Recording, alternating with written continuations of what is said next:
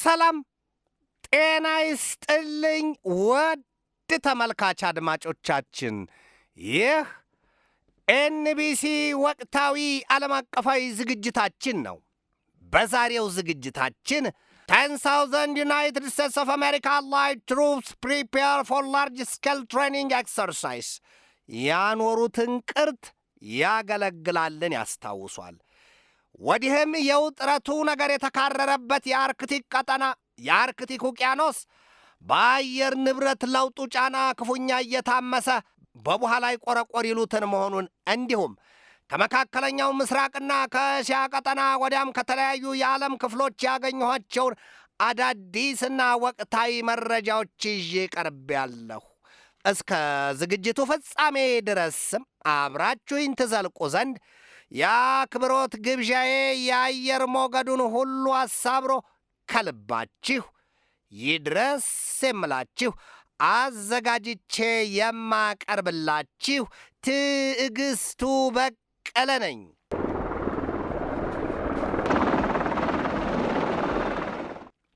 ይሄ ዘረ አዳም ወይም የሰው ልጅ ይኖርባት ዘንድ ሁሉም ነገሯ ተደላድሎ የተሰጠችዋ አንዲት ምድር ወይም ዓለም አበሳዋ በርክቷል በርትቷልም። ምድር የሰው ልጅ ይኖርባት ዘንድ ለፍተህ ጥረህና ግረህ በወዝህ ኑር ከተባለበት ጊዜ ጀምሮ አበሳዋ በርትቷል ነው የሚባለው። ሞት የማያዩበትን አገር ሲመኙ ጨርሶ ሞተው የማይቀበሩበት አገር ደረሱ ይሉትን ያስታውሷል። ጦርነትና የጦርነትን ወሬ ትሰሙ ዘንድ አላችሁ ይላል መጽሐፍ። ትናንት በተሰማ ዜና 10,000 የአሜሪካና አጋር አባሮቿ ወታደሮች ለግዙፍ ጦርነት ዝግጅት የሚያበቃቸውን የጦር ልምምድ ጀምረዋል ነው የተባለው። ጦርነት፣ ትናንትም ጦርነት፣ ዛሬም ጦርነት፣ ነገም ጦርነት። ስለ ሰላም ይወራል፣ ጦርነት ይኖራል። ስለ ሕይወት ይታለማል፣ እልቂት ይጣጨዳል፣ እልቂት ይወቃል።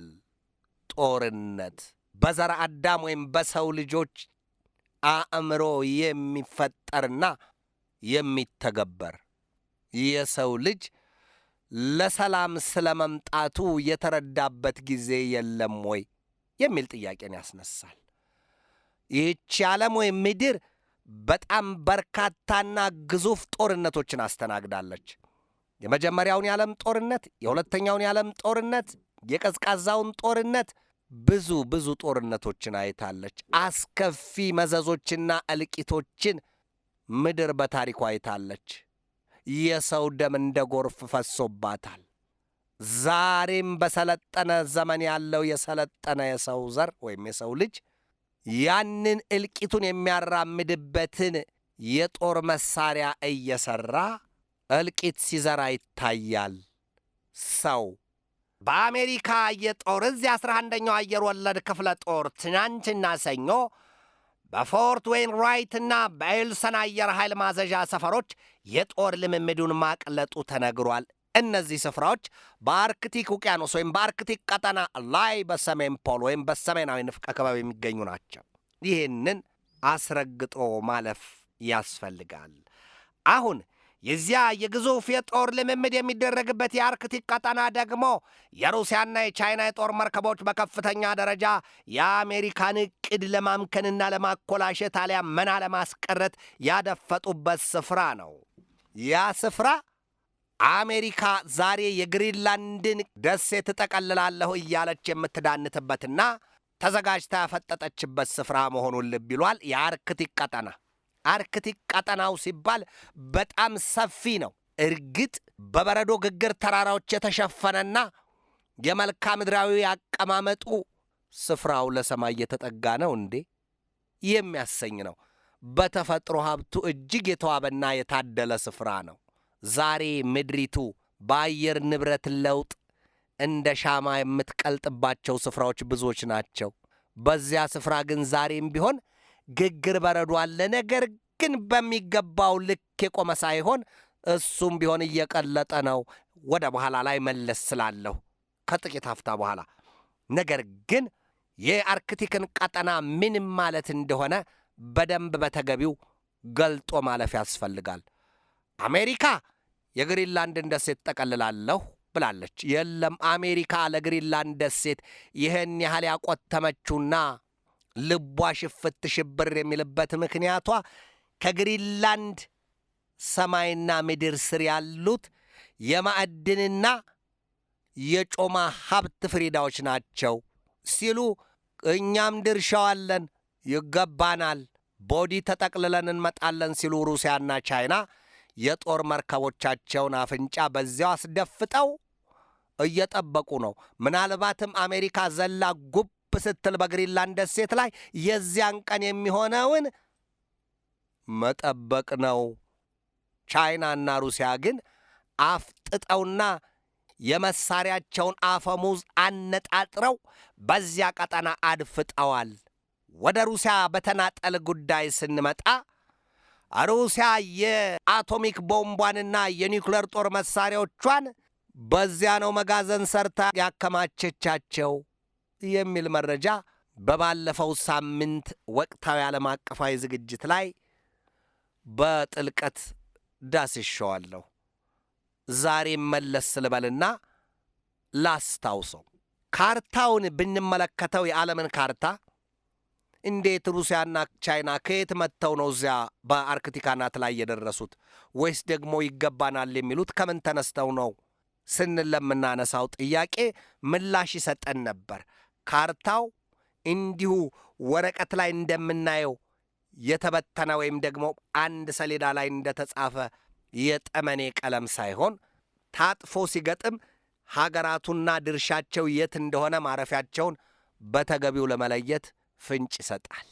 ሩሲያ በዚያ ካከማቸቻቸው መርዘኛና መዘዘኛ የዘመን ስሌትና ቀመሯ የኒውክሌር ጦር መሳሪያዎቿ መካከል አንዱን ብቻ ላንሳ። ያውም 15,000 ኪሎ ሜትሮችን በቅጽበት ጭው እያለ እየተምዘገዘገ በዚያው በአርክቲክ ራስጌ ያሉትን የአሜሪካን ከተሞች ማንሃታን፣ ዋሽንግተን ዲሲና ኒውዮርክ ሲቲን በቅጽበት ትንን የሚያደርገው የባለ 800 ኪሎ ቶን ክብደት ያለው የሩሲያ ኒውክሌር ጦር መሳሪያ መሬት ካረፈ ደግሞ የሙቀቱ መጠን 180 ሚሊዮን ዲግሪ ሴንቲግሬድ። ይሄ የጦር መሳሪያ ምዛውን ያደፈጠው ምናልባትም እነዚህ ልዕለ ኃያላኑ መንግሥታት ሌላ ስልትና ስሌት፣ ሌላ ቀመርና ቁማር የላቸውም እንዴ የሚል ጥያቄ ያስነሳል። ያለ ጦርነትና ጦር መሳሪያ አያልሙም ወይ? እንደውም ዛሬ የወጣው መረጃ ምን ይላል? በእነዚያ ልዕለ ኃያላን ማጀት የኒውክሌር ጦር መሳሪያ ጉዳይ ገደብ የለውም። ሁሉም ባሻው መጠን እንደ ዳንቴል እየሠራ እያስቀመጠው ነው። አውጥተው እንደ ክላሽ አይሸጡት፣ ግን ደግሞ እየሠሩ አከማችተውታል። አያስወግዱትምም፣ ያስወግዱበታል። ግን ሩሲያ በዚያ ነው የኒውክሌር ጦር መሳሪያ ማከማቸዋ፣ በአርክቲክ ቀጠና። የአርክቲክ ውቅያኖስ ሲነሳ የበረዶ ተራራው ግርማጁ ግምድል እያለ በሙቀቱም እየቀለጠ ከዚያው ባህር ይገባል። የውሃው መጠን እየሰፋና እየተንጣለለ እያጥለቀለቀ ይሄዳል። ግሪንላንድም ብትሆን የአንድ ቀን ቁርሱ ሳትሆን ትቀራለች ወይ ሲሉ የውሃውን ኃይልና የውሃውን ጥልቀት የሚያሳዩት ብዙዎች ናቸው። በዚሁ ከትናንትና ሰኞ በባተው የግዙፉ የጦር ልምምድ ከተሳተፉት የአሜሪካ አጋር አባር ሀገራት መካከልም ካናዳ፣ ስዊድን፣ ኖርዌይና ጣሊያን ይጠቀሳሉ። እውን አሜሪካ የጋራ የጦር ልምምድ እናድርግ ብላ ለፍፋ የአውሮፓ መንግሥታት እንግሊዝ፣ ፈረንሳይና ጀርመን የሚያመነቱበት ጊዜ ነበርን? በጥቅልም የዚያ የምዕራባውያኑ የጦር ጥምረት ተብየው ኖርዝ አትላንቲክ ትሪቲ ኦርጋናይዜሽን የሰሜን አትላንቲክ ጦር ቃል ኪዳን ድርጅትስ ቅድሚያ ተሰላፊው እሱ አልነበረም ወይ? ስለምን ዛሬ አራቱ ብቻ ሆኑ? ካናዳም ብትሆን ከአሜሪካ ጋር መብሊያ ዕቃ ቢጠፋ በአንድ ዕቃ በላን እንሆናለች። እንዲያው ጉዳዩ የከፋ ነገር ሆኖ እንጂ በምንም መልኩ የጦር ልምምድ ለማድረግ አትፈልግም ነበር። ግን ደግሞ ያዢ ሲይዘው ብረት ይቀልጣል ይላሉ ኢትዮጵያውያኑ። አሁን ካናዳ ከግሪንላንድ ቀጥሎ በአሜሪካ ክራንቻዎች ልትገባ እንደ ዝልዝል ጮማ በሩቁ የምትታይ ሀገር ናት። እህስ ወድጄን ነው የምወዳት ከግንድ የሚያላጋ ልጅ አላት ይሉትን ብሂል ያስታውሷል። ካናዳ ከአሜሪካ ጋር በግዙፉ የጦር ልምምድ በዚያ የአርክቲክ ቀጠና ተሰልፋለች። ኔቶ ወይም የሰሜን አትላንቲክ ጦር ቃል ኪዳን ድርጅት በዚያ ከትናንት በጀመረው የአሜሪካና አጋር አባሮቿ የአራቱ ሀገራት የጦር ልምምድ አልተሳተፈም። ወዳጅ ሲያረጅ በጓሮ ይሄዳ አል ይላሉ። አሽሙሩን በስላች በደንብ አድርገው የሚቆርጡ የሚፈልጡበት ኢትዮጵያውያኑ በዚህ ግዙፍ የጦር ልምምድ ላይ የሰው አልባ የጦር አውሮፕላኖችና የበርካታ የጦር አውሮፕላኖች ከጥቅም ላይ ይውላሉን የተባለው በጦር ልምምዱ ላይ ይሳተፋሉ። የሰው ልጅ የማይደርስበት ስፍራ የለውም ይሉታል። ሰው መጣ ነገር መጣ፣ አሊያም ለሰው ሞት አነሰው የተባለውም ያለ ምክንያት አይደለም ይሏል አበው። የዚያ የአርክቲክ ቀጠና በከፋ የአየር ንብረት ለውጥ እየታመሰ ዛሬ ደግሞ ሌላ ባዝ ይወርዶበታል። ያውም የአሜሪካ የሩሲያና የቻይና ፍጥጫ አይሎበታል ነው የሚባለው። የአየር ንብረት ለውጡ ጫና ግግሩ በረዶ እየተገረማመደና እየቀለጠ የባህሩን ውሃ ይብሱን ከአፍ እስከ ገደፉ እየሞላው ያልነበረው ሲሆን ይታያል። የአየር ንብረት ለውጥ ሲባል በሩቅ የምንሰማው ልክ እንደ የጦር ልምምዱ በሩቅ የምንሰማው ዜና አይደለም። የማናየው የማንደርስበት እንዳይመስለን። የሰው ዘር በሙሉ በዚህ ዘመን በተከሰተው የአየር ንብረት ለውጥ ዳፋ እያንዳንዱ ደርሶታል።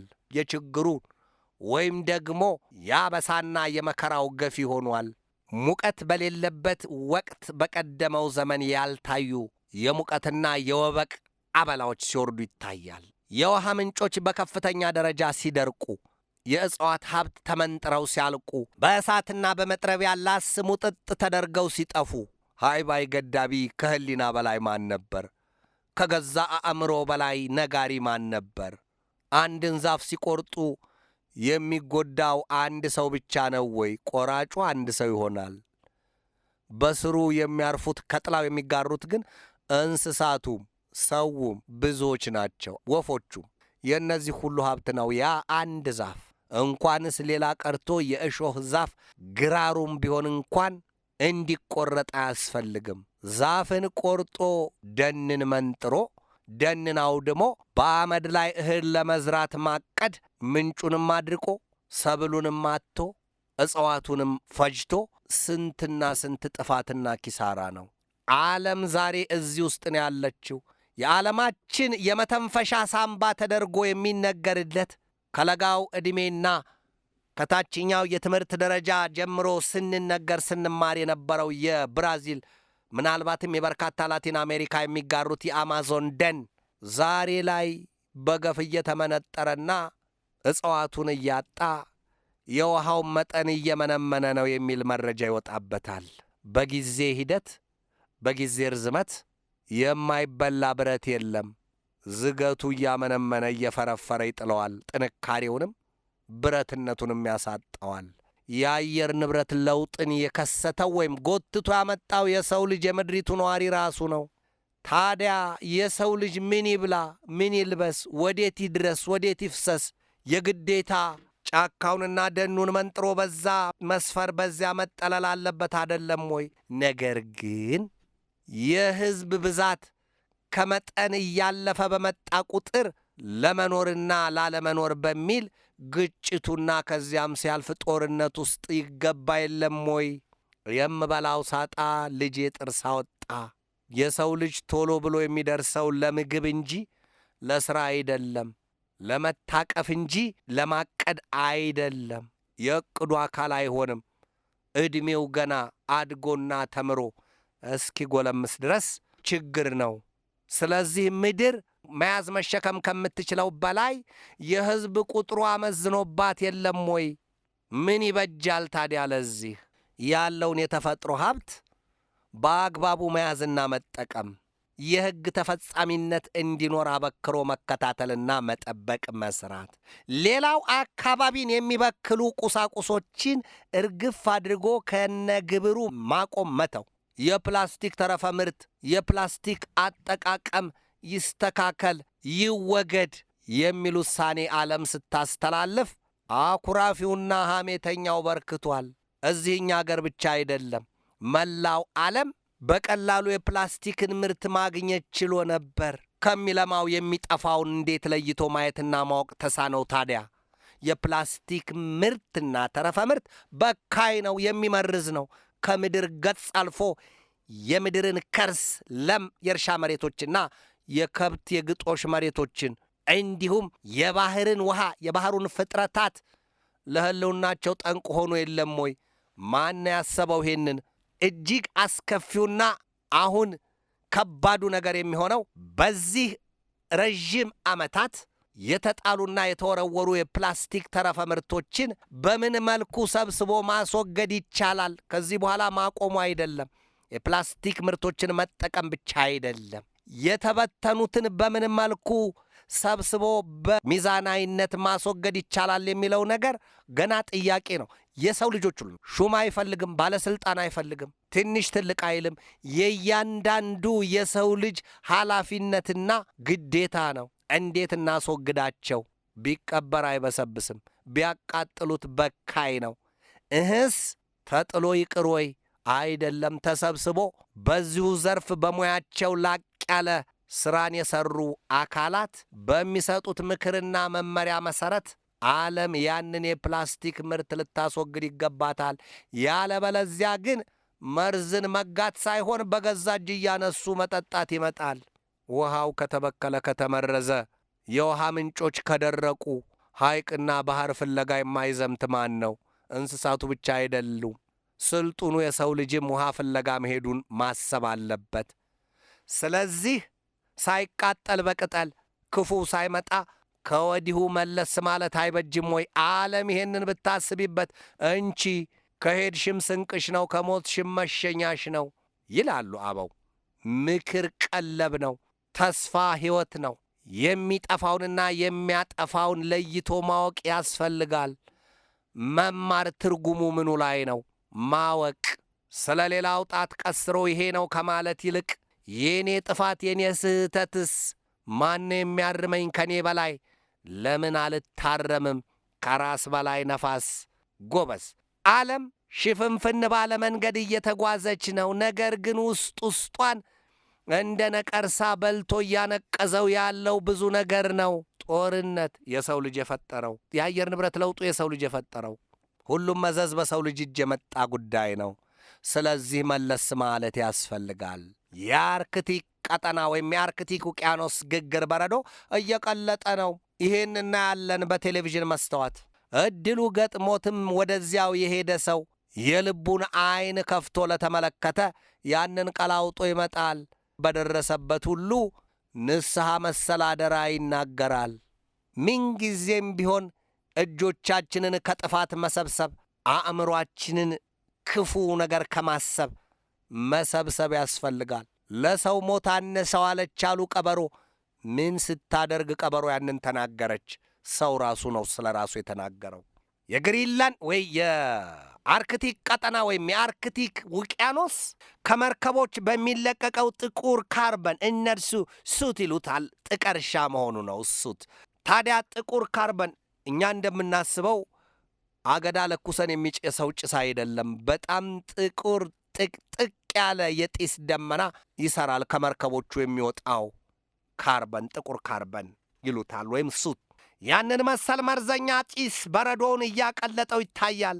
ያ በጥቁር የጢስ ጥቀርሻማ ደመና የተሸፈነው የአርክቲክ ቀጠና ከባቢ አየር የፀሐይን እሳታማና ስለታማ ጥፍሮች በቀላሉ ሰነጣጥቀውት እንዳያልፉ ከማድረጉም በላይ ስፍራው እንዲመረዝና እንዲበከል ያደርገዋልም ነው የሚባለው። ያንን መቅሰፍትና መዓት ለመቆጣጠር በሚል ደግሞ ባለፈው ታህሳስ ወር ፈረንሳይ፣ ጀርመን፣ የሰሎሞን ደሴቶች፣ ዳንማርክ በዚያ አርክቲክ ውቅያኖስ የሚተላለፉ መርከቦች በሙሉ ከአስከፊ ብክለት ይታደጉ ዘንድ የፖላር ፊውልን እንዲጠቀሙ አቅደው እንደነበር አይዘነጋም። ያ የፖላር ነዳጅ የሚባለው ደግሞ የካርበን መጠኑ ዝቅተኛና የብክለት ደረጃውም አነስተኛ መሆኑን የሚገልጡት ብዙዎች ናቸው። የታደሉት ሀገራትና ሕዝቦች የምድራቸውንና የከባቢ አየር ንብረታቸውን ከብክለት ሲጠብቁ ሲጨነቁም ይታያል።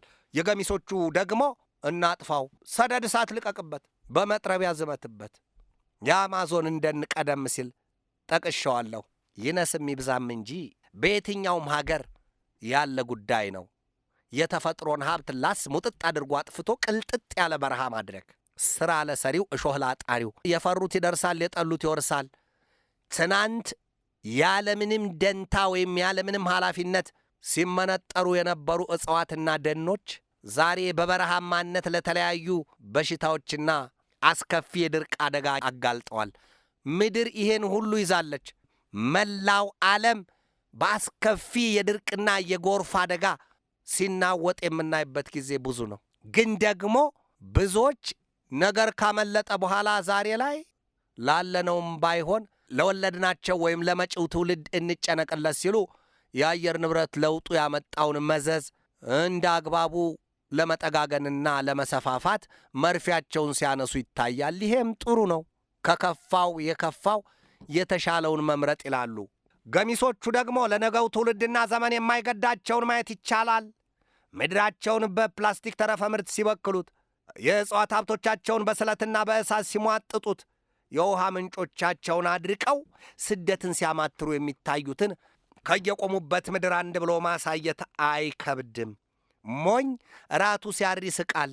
የራስ አጥፍቶ የሰው መመኘት ምንድን ነው? ለሞኝ ውሃ ቀለባ አይመስለውም። ዛሬ አንድ ምንጭ ደረቀ፣ ነገ አንድ ወንዝ ይደርቃል፣ ተነጎዲያ ሐይቅ፣ ከዚያ በኋላ ባህር፣ በሚቀጥለው የህንድ ውቅያኖስ። ታዲያ እኔ ምን እጎዳለሁ ብሎ ኢትዮጵያዊው እዚህ ቆሞ የሚያስብ ከሆነ ምድር አንድ ናት። ብክለቱም ብክነቱም የሁሉም ነው። ለዚያ ነው ለሞኝ ውሃ ቀለባ አይመስለውም የተባለው። ከዚህ ወጣ ልበልና የአሜሪካው ፕሬዚደንት ዶናልድ ትራምፕ በባኩ የረቫን በትንሹ 20 የጦር አውሮፕላኖቻቸውን አስደፍጠዋል ነው የተባለው። ይሄ የሆነበት ምክንያት ምክትላቸው ጄዲ ቫንስ በአዘርባይጃንና በአርሜኒያ ጉብኝት ያደርጋሉ። ያንን ተከትሎ ለጸጥታቸው ሲባል ነው። አዘርባይጃንና አርሜኒያ ላይ ምን አሰጋት አሜሪካን ከተባለ ከኢራን ጋር ኩታ ገጠም አይደሉም ወይ መሬቶቹ? እስከ ኢራን ጋር ያለው ወቅታዊ ሁኔታ አሜሪካኑን አስግቷቸዋል ብቻ ሳይሆን በከፍተኛ ደረጃ አራጅቷቸዋል። ይፈራሉ። በዚህ ወቅት አሜሪካ በየትኛውም የዓለም ሀገር እጅ የሌሉ እንደ F-47 የጦር ጀቶችን፣ B-2 ቦምብ አዝናቢ መቅሰፍተኛ የጦር አውሮፕላኖችን ቢያንስ በ200ና በ300 ቁጥር መታጠቅ አለባት ሲሉ የሀገሪቱ ፖለቲከኞች ተነስተዋል። አሜሪካ ያንን የምታደርገው ደግሞ የአየር ውጊያውን የበላይነቱን በመላው ዓለም ለመቆጣጠርና ለመያዝ መሆኑን ሹማምንቶቿ ዘልቀው ያሳያሉ። አሜሪካ እሷን ማን ይነካታል? የዚህን ያህል ግዙፍ ኃይልና ከባድ የጦር መሳሪያዎች አሏት። ማን ዘልቆ ይደፍራታል ከተባለ የለም። አሜሪካ በሌሎች ሀገራት የውስጥ ጉዳይ ጣልቃ የመግባቷ ነገር ያስፈራታል። እንደ አብነትም ቻይና በታይዋን ደሴት ላይ ድንገተኛ ጥቃት የመሰንዘሯ ነገር በግልጥ እየታያት አሜሪካ እነዚያን የጦር አውሮፕላኖች መታጠቅ ምርጫ ምትክም የሌለው ግቧ ሆኗል ነው የሚባለው። ቻይና የታይዋንን ደሴት የመጠቅለሏ ነገር ምንም ሳይታለም የተፈታ ነው። ምክንያቱም ሉዓላዊ ግዛቴ ናት፣ የክብሬ መገለጫም ናት። የታይዋንን ደሴት አንዲት ጥርኛ አፈር፣ አንዲት ጥልቂት ውሃ የሚቆነጥራት የለም ብላ ቻይና ተዘጋጅታለች። የአሜሪካው ፕሬዚደንት ዶናልድ ትራምፕ ከቻይና ጋር አገም ጠቀም ይሉትን በሆነ መልኩ ዛሬም ሰላም ነን፣ ዛሬም ወዳጅነታችን ከምንጊዜውም በላይ ጥብቅና ጥልቅ ነው በሚል የቻይናውን ፕሬዚደንት ወደ ዋሽንግተን መጥተው እንዲጎበኙ በዚያ መስማማታቸውን፣ እርሳቸውም በቀጣይ የሚያዝያ ወር ወደ ቤጂንግ ቻይና ተጉዘው በዚያ ሊጎበኙ መሆኑን ተናግረዋል። ነገር ግን ይሄ ነው ወይ? ናዳ መጣልህ ቢሉት ተከናንቤ ያለሁ አለ። እሳት መጣብህ ቢሉት ገለባ ውስጥ ገብቻለሁ አለ። እውን ይህ ሀገርና ሀገርን መጎብኘት ጥልቅ ይዘቱ ምን ላይ ነው? የት ድረስ ነው ከተባለ ውስጡን ለቄስ ነው፣ እነሱ ናቸው የሚያውቁት። ነገር ግን ቻይና የታይዋንን ደሴት የመጠቅለሏ ነገር የማይቀር ጉዳይ ከሆነ አሜሪካና ቻይና በታይዋን ደሴት የተነሳ ለግዙፍ ጦርነት መክተታቸው ተነግሮ ያለቀ ዜና ነው። ትራምፕ በአሁኑ ምርጫቸው ካሸነፉ በኋላ በሰጡት ማብራሪያ እነዚያን ከላይ የጠቀስኳቸውን የጦር አውሮፕላኖች ሲጠሯቸው ወይም እንዲሰሩ ትዕዛዝ ሲሰጡ እነዚያን ከሰራን በኋላ አሉ የቢ-21 የጦር ጀቶች ሲጠሯቸው the most advanced, most capable, most lethal aircraft to be built እነዚህ የመጨረሻው ዘመን የተራቀቁ የጦር አውሮፕላኖች መሰራት አለባቸው ነው ያሉት። አሜሪካ ለእነዚያ የጦር አውሮፕላኖች መስሪያም $2 ትሪሊየን በላይ መድባለች። ትራምፕ በቀጣዩ ዓመትም በሀገሪቱ ጦር ኃይል ብቻ $1.5 ትሪሊየን በላይ እንደሚመደብ አስታውቀዋል። የጦር ኃይላቸውን እያዘመኑና ጡንቻውን እያፈረጠሙት ነው።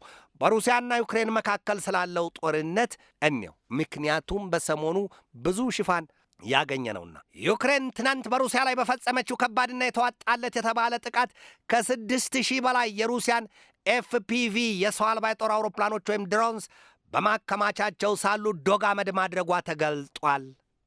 ዩክሬን ሩሲያን ጉድ ስትሰራት በዚህ መልኩ ዛሬ ለሁለተኛ ጊዜ ነው።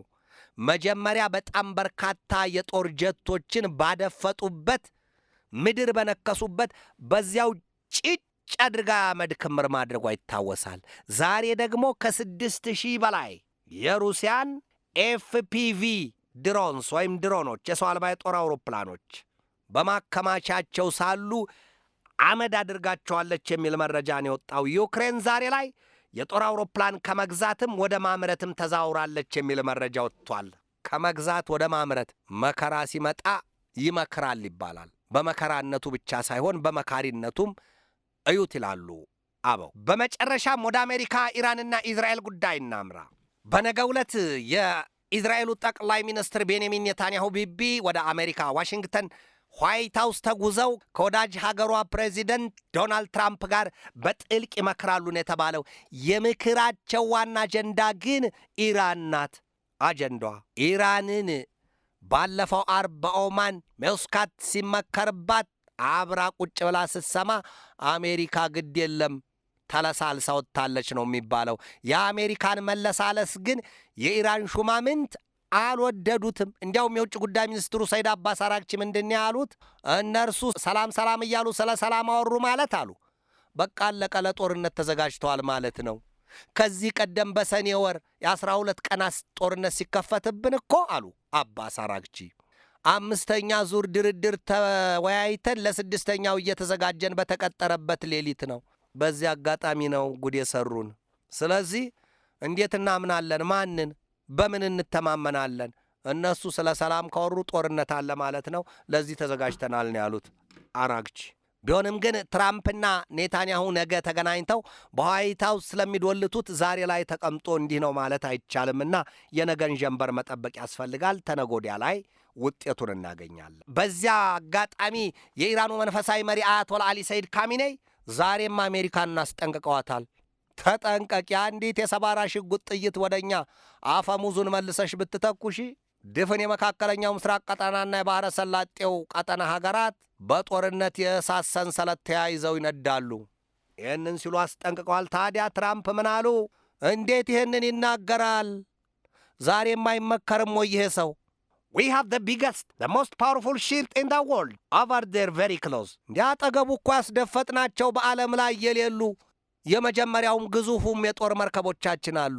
ይህንን እያየ እንዴት ይህንን ይናገራል? እንኪያሳሉና ትራምፕ ከአንገታቸው ራሳቸውን ነቅንቀው በውስጣቸው ያሉትን ብለዋል፣ እርሳቸው ብቻ የሚያውቁትን።